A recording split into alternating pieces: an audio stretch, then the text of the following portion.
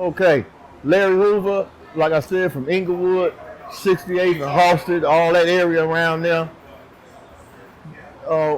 When we merged, when my group merged with his group, they said Larry, I heard people come from Stateville or whatever and say that Larry said, talking on the galleries, on the yard or whatever, that he didn't know nothing past 79th and Halsted till he met U.S. Floyd. When he met U.S. Floyd, I opened up the 80s, the 90s, the 100's, everything. I had members in the 100's. Before they started calling it the Wild Wild 100's, I am the 100's. I opened up the 100's for other blocks and groups, to come into the 100's. From my perspective, what was going on when Larry got to Stateville, I had the opportunity to talk to him several times in what we call the tunnels. They got these tunnels connected to the cell houses in Stateville, and that's where I would meet him.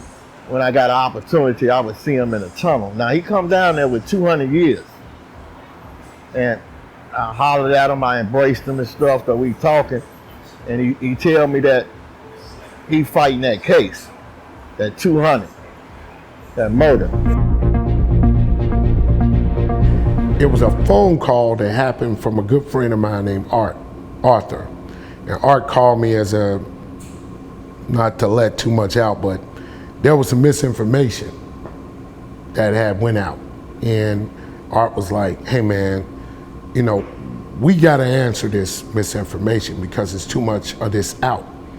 And another brother that I call Texas Sean, but the rest of the world called Shy, OG Shy.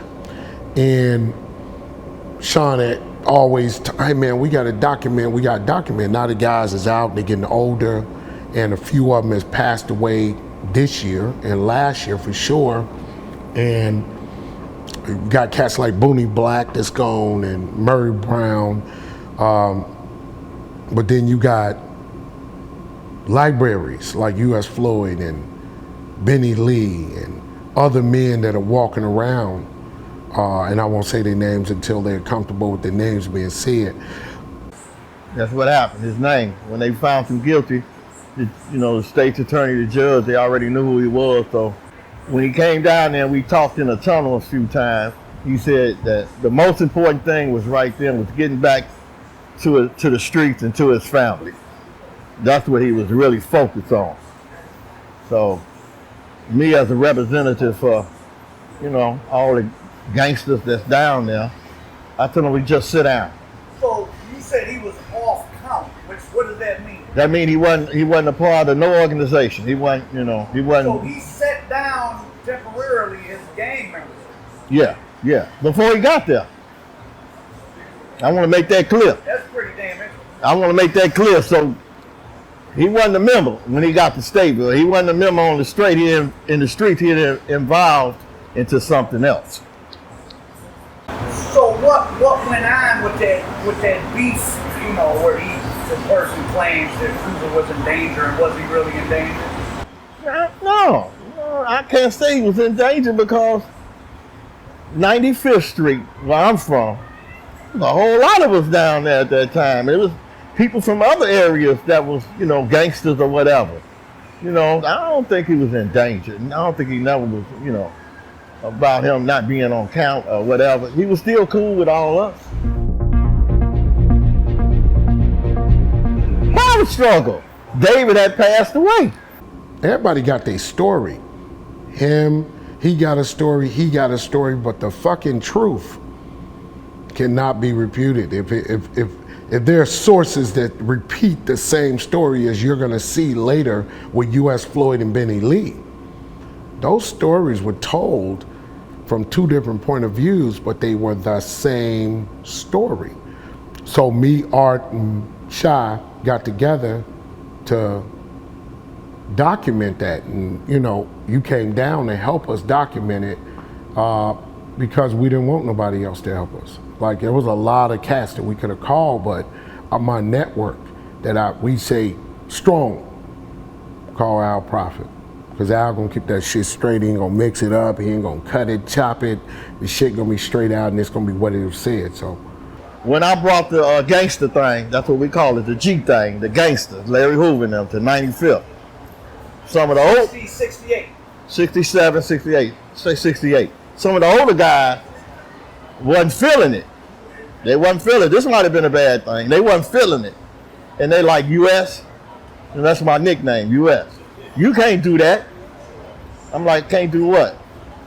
Bring gangsters up here on 95th, and we've been stones all the time. We've been in the streets, in the gangs, they were stones. But now I'm fit to bring the gangsters up there, Larry Hoover and them, and they didn't like it. So words was exchanged, and then I had to, do my thing. Shut them down like, hey, I'm doing it. Hey man, you can't watch me. So I got into it with some of the older guys, that's what I'm saying. I got into it with some of the older guys that used to be leaders or whatever. I laid it down. We gonna be gangsters and that's it. Shootouts, stuff like that. And at this point, Ford is about to get sent away. Or he's already sent away. I don't know if he was sent away, but this is a true story. Fort came back to 95th and tried to talk to guys, the older guys. This is right around that time, like 69? Well, right after we stepped away. I say 68, He came with some of the main 21, tried to talk them into coming back into the Blackstone Rangers, but they said no, and moved to bam, so he left, But he did come back up there. What's wrong? Why y'all back up? But it was no real, beef. No, he let them go. They said they didn't want to be a part of that no more or whatever, so he let them go. So it was a willing thing. It wasn't forcing you. No, we wasn't kicked out or nothing. They just stepped away. Like I said, a lot of them went to the Army, to the Vietnam War. Heroin came into play. So. Yeah, so between Hoover went away in 72? 73. 73. So 72. So in that 4 or 5 year period, society in general, everywhere changed a lot. That's when the crime really went up, drug addiction in the streets. How did you see things change, and how did your life change? Well, like I said, we had laws that we had to follow and everything, and we really kept drugs out of our community, heroin and all that. But then, after we got introduced to selling drugs, we ran all the drug dealers out. That's just what happened. At first, we wasn't selling no drugs to our community, to our people in our neighborhood. But man, that was a lot of money. So we ran them out and we took over. We started selling drugs. It seems, now this is just reading newspaper articles, but it seems like a lot of the big drug dealers weren't necessarily gang members, but they had to make some type of alliance in order to operate and probably use the gang, the young guys to stand on the corner and all that. Yes, I had a certain individual. I don't know, I want to say his real name, but I'll say his nickname. That cool? We'll say his nickname. We call him Brick. He might have been 50, 48, 50. And he was a big drug dealer in our area. He used to get us anything we wanted. He gave me in 1967, 68, he gave me a 1964 Eldorado, Cadillac Eldorado. Yeah, because we on his payroll. We selling drugs for him, his security, making sure, the people that he had working outside of us wouldn't get robbed and everything. So he looked out for me, he gave me money and, everything. So now that's my first position in the drug gang. But now I'm laying back. I'm like, hold up. Look at all the money this guy making. He had us working. My guys, well, oh, wait a minute, stop the car. He making a lot of money. Bought us guns, everything. So I flipped the script. One day, came to get his money. Nothing happening, man. You gotta pack your bags. You gotta move on. We gonna start selling this, selling that. You know what I'm saying? And you had made some connections to Yeah, we found out we found out one of our guys, daddy, knew a guy that had it, that white, that China white. And we took off from there. We took off from there. Rick didn't give you no problem. Man, we had shootouts and everything, yeah. You know, he just ain't gonna go like that. He was making money, man. You know, so, you know, we weathered that storm and everything. So now and funny thing, Brick went down to 68th and Halsted to the center with Larry Hoover at. He told Larry Hoover, man, that nigga US shut me down. Whoop, whoop, the bam, bam. I'll do this for you. True story. I'll do that for you. Whoop, whoop, whoop. Hoover said, hold up. Let me go talk to US. You know, hold up. So he promised Hoover a whole lot. He had money. You know what I'm saying? So he ran down there. He knew who the chief was. He ran down there to meet Hoover. And he, you know, but it didn't work. I'm just going to say it didn't work. It didn't go the way he thought it was going to go. Something else happened. I stayed now. And I talked to Hoover. Oh, man, you know what's up. You know, it's my turn. It's my turn. You know, hey, he got his turn in. Yeah. So do you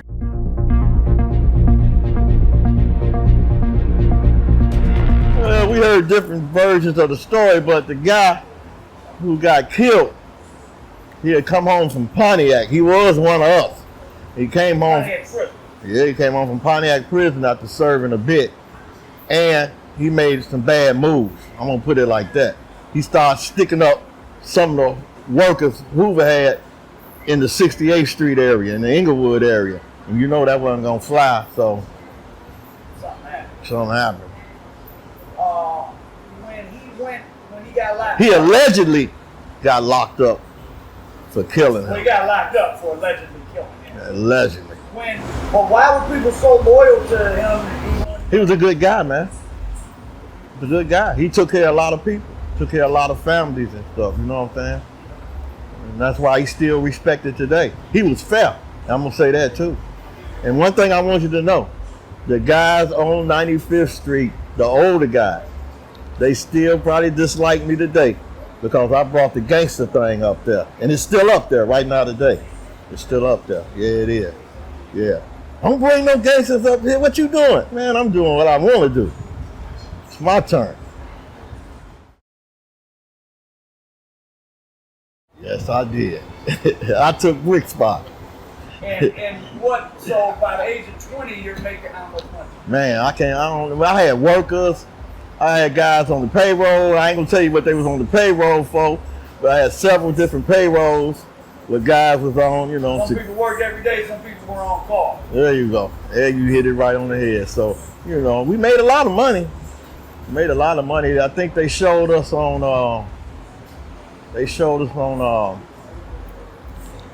what's that, CBS,